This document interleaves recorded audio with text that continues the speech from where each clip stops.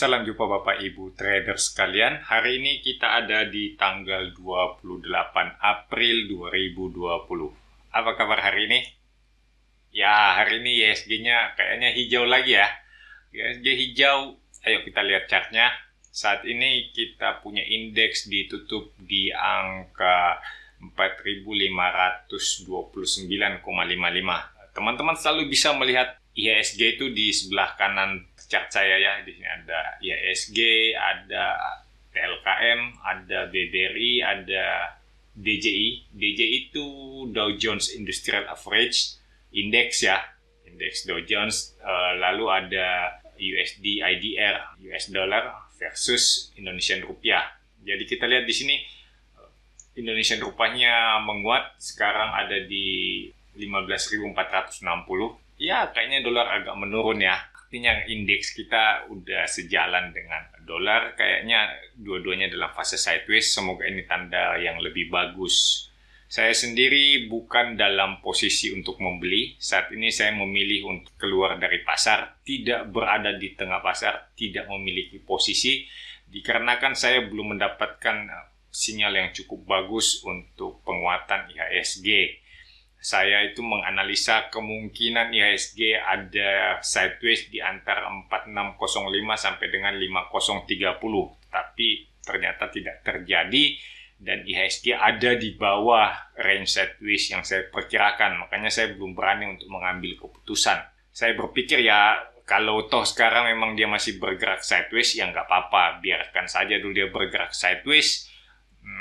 Karena dalam fase sideways itu selalu bikin galau ya, entah kapan dia naik atau kapan turun. Kita was-was kalau punya posisi, maka saya memilih untuk keluar untuk mendapatkan sinyal yang lebih bagus, lalu saya bisa entry dengan lebih tenang. Ini sih hanya keputusan pribadi ya, bukan suatu ajakan kepada teman-teman untuk melepas posisi, enggak. Masing-masing orang kan punya profil risiko, dan saya merasa pasar saat ini tidak memenuhi saya punya ekspektasi, saya punya profil risiko menjadi terganggu, maka saya memilih untuk exit dari pasar. Kawan-kawan yang baru ketemu channel Stock Technician, yang baru bergabung dengan channel ini, saya mau terangkan dulu bahwa channel Stock Technician itu adalah channel yang senantiasa melakukan analisa pergerakan harga saham di Bursa Efek Indonesia secara teknikal. Jadi hanya teknikal ya, pure teknikal. Teman-teman jangan nanya ke saya mengenai fundamental perusahaan. Jangan juga bertanya kepada saya bagaimana arus uang keluar masuk. Itu tidak termasuk dalam skop saya. Saya tidak memperhatikan hal-hal seperti itu. Yang teman-teman perhatikan adalah saya selalu melihat chart. Yang ada di chart itu yang saya baca.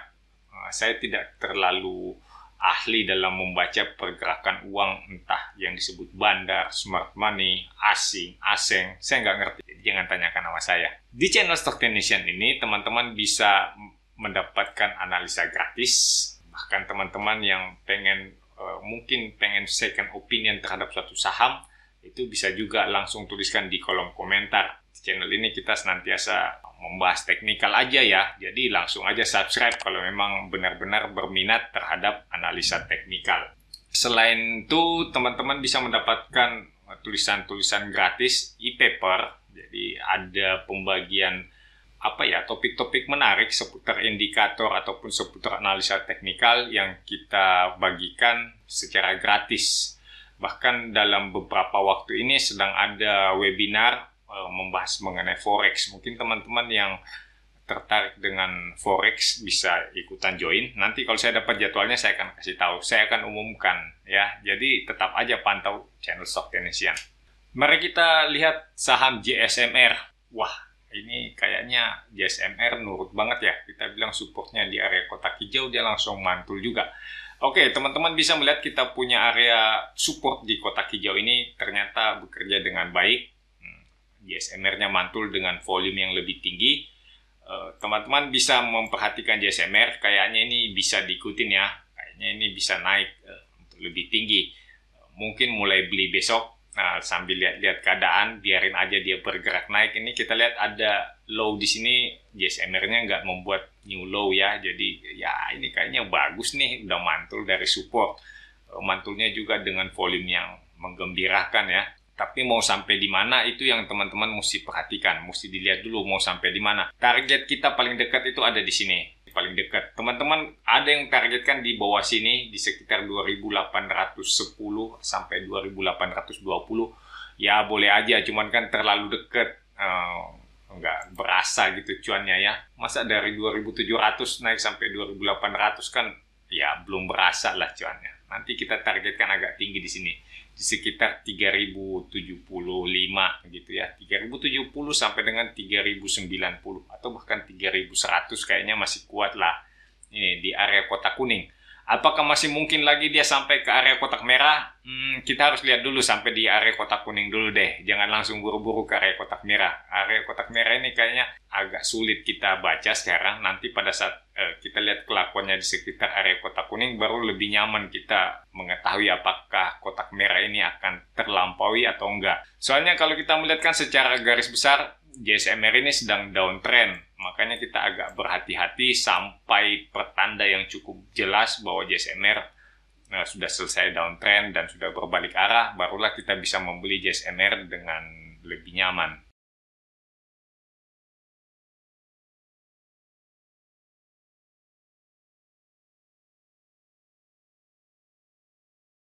Kita lanjutkan dengan INDF. Nah, teman-teman bisa melihat di sini INDF kayaknya masih bergerak sideways ya. Tetap bergerak di antara kita punya support kotak hijau dan resisten di kotak kuning. Jadi kita belum bisa mengatakan arah yang lebih jelas untuk INDF ya, teman-teman. Saya belum berani mengatakan bahwa ini INDF akan segera bergerak naik. Posisi seperti ini kita ya tetap tenang-tenang aja dulu sampai kita benar-benar melihat pertanda yang cukup aman, yaitu INDF berhasil menembus resisten kotak kuning, barulah kita ikuti. Kalau selama masih di sini sih ini kita katakan ya masih sideways ya, biarin aja dia bergerak sideways dulu. Kalau ada yang cukup berani untuk mengambil risiko, saya kira ini udah cukup nyaman sih mengambilnya. Kita lihat dalam tren yang sangat pendek. Ingat ya, ini trennya sangat pendek. Saya harus menegaskan. Dan tren yang sangat pendek ini di sini teman-teman lihat, ini masih naik, bergerak naik cukup bagus. Dan dalam tren pendeknya ini juga teman-teman bisa melihat sejak dia mengalami retracement ini volume cenderung mengecil lalu kembali membesar pada saat candle terakhir. Nah, ini adalah tren yang sangat pendek, mudah berubah, sangat-sangat mudah berubah, makanya kurang nyaman untuk kita ikuti. Kalau kita mau ikuti kan kita ambil yang tren yang agak panjang. Misalnya di sini kita lihat, dalam fase retracement ini kemudian terjadi penurunan volume transaksi di INDF, maka kita akan katakan, ya saya merasa mungkin INDF masih akan bergerak naik dalam tren yang lebih panjang gitu. Ya itu kan pilihan resiko. Untuk mendapatkan suatu tren yang lebih panjang, kita tentu saja dibutuhkan sedikit kesabaran. Ya tunggu aja sampai benar-benar terkonfirmasi udah lewat dari area kotak kuning. Nah, kita udah dapat tren yang lebih bagus untuk naik lebih tinggi gitu ceritanya ya.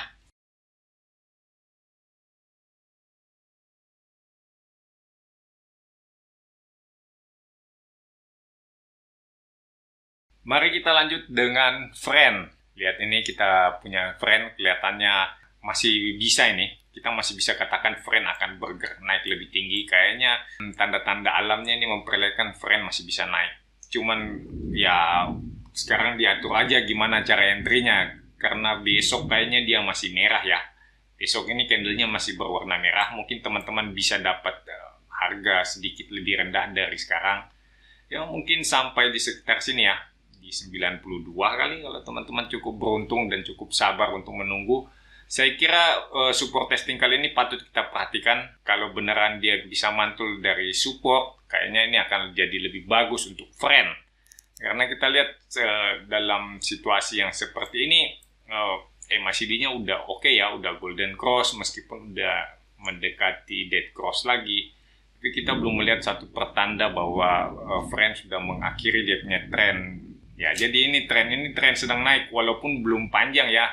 Secara umum kita akan mengatakan friend ini sedang downtrend, Tetapi kalau teman-teman melihat tren yang pendek di sini, ini kita bisa katakan tren lagi naik. Entah naiknya hanya retracement atau ini udah berbalik naik. Kita belum ada pertanda yang jelas. Kita cuma melihat bahwa tren pendek ini sedang jalan naik. Kalau dia mau berbalik arah, mestinya ada terjadi yang kita sebut reversal pattern ya. Teman-teman harus melihat reversal patternnya seperti apa. Kalau dia berbaliknya pakai pattern apa, kita bisa targetkan untuk naiknya sampai ke angka berapa. Itu akan jauh lebih nyaman kalau teman-teman bisa melihat terjadinya suatu reversal pattern.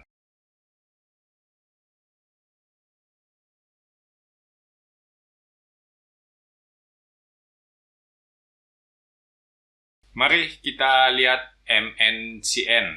Waduh, MNCN juga ini udah lama nggak kita bahas ya. Kayaknya udah terlalu lama. Gampang, kita pindahkan dulu kita punya support di sini. Ini ya, saya ngambil support di sini, teman-teman bisa lihat. Kemudian di sini ada resisten yang kelihatannya terbentuk dari high yang sudah dicapai oleh MNCN, dan resistennya yang akan lebih menyenangkan kalau MNCN ini bisa menembus area kotak merah di sekitar angka 1400. Tapi itu masih lama. Kotak merahnya jangan dilihatin dulu. Yang kita perhatikan sekarang adalah di area kotak kuning dan area kotak hijau. Di sini kita akan melihat pergerakan MNCN. Teman-teman bisa melihat dalam perjalanan turun ini kayaknya volume transaksinya juga rata-rata ya. Volume transaksi rata-rata. Di sini waktu teman-teman melihat terjadi penurunan yang cukup deras ya. Ini turunnya cukup kencang. Teman-teman lihat kan volumenya segini-segini. Begitu juga pada saat turun di sini, ya volumenya kira-kira rata lah, sama. Jadi nggak ada yang terlalu menggembirakan. Yang bisa kita lihat adalah pada saat harga bergerak naik dalam fase ini, diikuti dengan peningkatan volume. Ya, meningkatnya sedikit. Makanya kita masih bilang, ya pergerakan ini volume transaksinya rata-rata. Jadi kita akan mengambil kesimpulan dengan data-data tersebut bahwa MNCN kemungkinan masih bergerak sideways. Dia masih akan ya naik turun di sekitar kotak kuning dan kotak hijau. Kalau teman-teman punya kesempatan untuk membeli, alangkah bagusnya membeli di sekitar area kotak hijau di angka 780-an sampai ya mungkin 800 ya. Itu bisa dijadikan area untuk membeli. Saya pikir area itu nilai resikonya menjadi kecil, lebih mudah kita kendalikan. Apabila turun di bawah area kotak hijau, kita bisa melarikan diri. Kalau sekarang boleh beli nggak? Nah, kalau sekarang ini teman-teman kan bisa melihat hari ini dan kemarin tuh candlenya rata ya.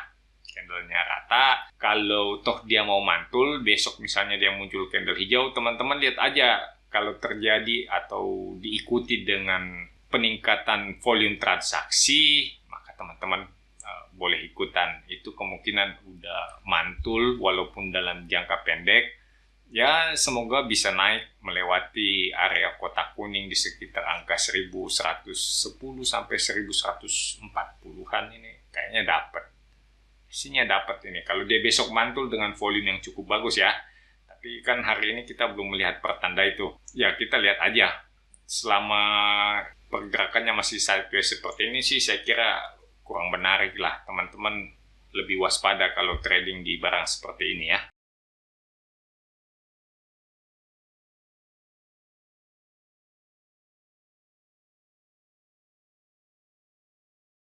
Mari kita lanjut dengan INAF. Oke, kita punya INAF sepertinya lagi ada di support ya.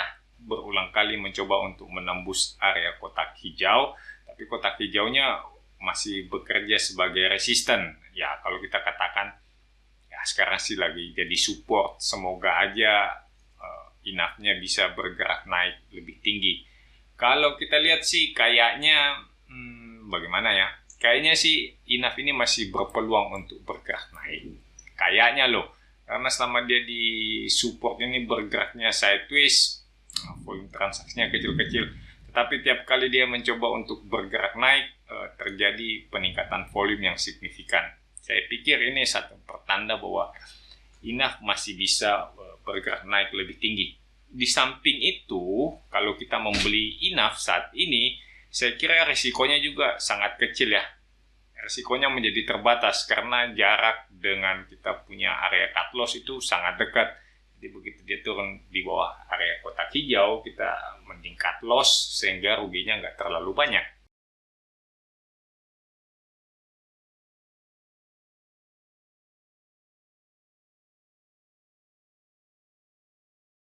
Kita lanjut dengan SMBR.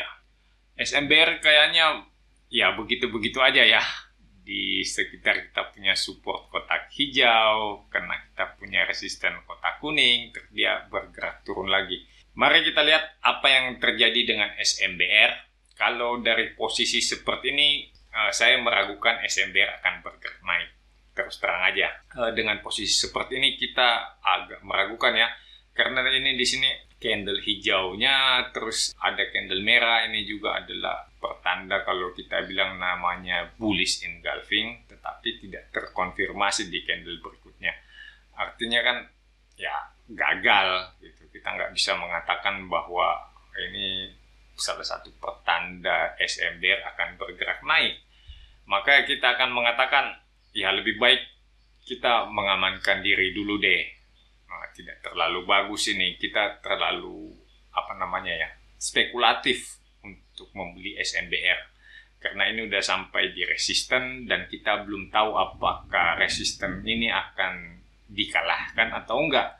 Lebih baik kita menunggu sampai SMBR memang berhasil menembus 330 sampai 340 gitu, baru kita mulai ikutan membeli. Itu saya kira lebih aman pada saat SMBR sudah membuat higher high. Kalau saat ini ya belum ada higher high lagi sejak tanggal 15 April, yang ada semuanya udah lebih rendah. Jadi saya pikir ini bukan pilihan yang bagus.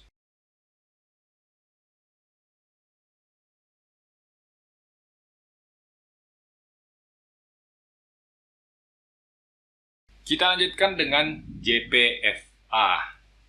Oke, JPFA ini bagaimana ya? Teman-teman pasti sudah menduga ya. Ini saya akan mengatakan JPFA-nya masih sideways. Sabar aja.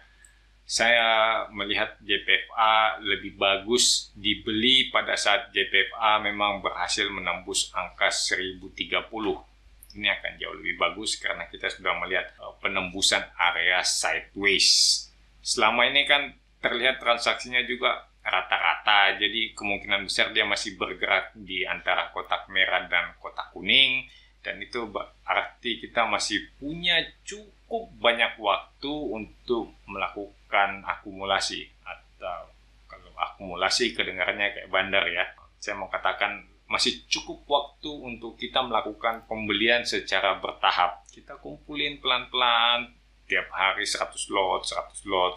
Kalau dia ada 10 hari, teman-teman udah bisa dapat 1000 lot.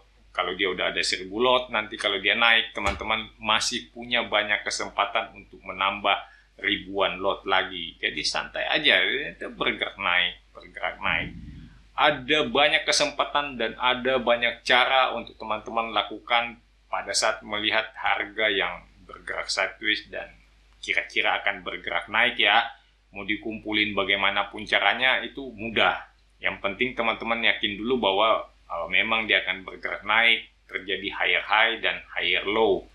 Tetapi kalau masih sideways seperti ini, teman-teman kan misalnya nih beli sekaligus ribuan lot, terus ternyata ini hanya istirahat, hanya pause karena dia masih bisa turun lebih jauh. Maka teman-teman saya kira akan mengalami atau menghadapi resiko yang cukup besar untuk melakukan cut loss karena porsinya itu udah jumbo, teman-teman udah terlanjur beli banyak. Jadi kalau cut loss dalam lot yang besar tentu saja itu udah lebih berasa. Makanya pada saat sideways seperti ini, untuk menghadapi resiko yang terlalu besar, ya teman-teman bisa mengecilkan quantity, mengecilkan kita punya jumlah lot. Nanti kalau udah bergerak naik, udah uptrend, toh akan ada banyak kesempatan untuk nambah. Gak perlu langsung masuk buru-buru. Saya kira cukup untuk hari ini. Nah, teman-teman, seperti biasa saya mau ingatkan teman-teman untuk tetap tinggal di rumah, tetap jaga kesehatan. Walaupun Anda sehat, Anda bisa menjadi carrier untuk orang lain di sekitar Anda. Salam cuan untuk kita semua.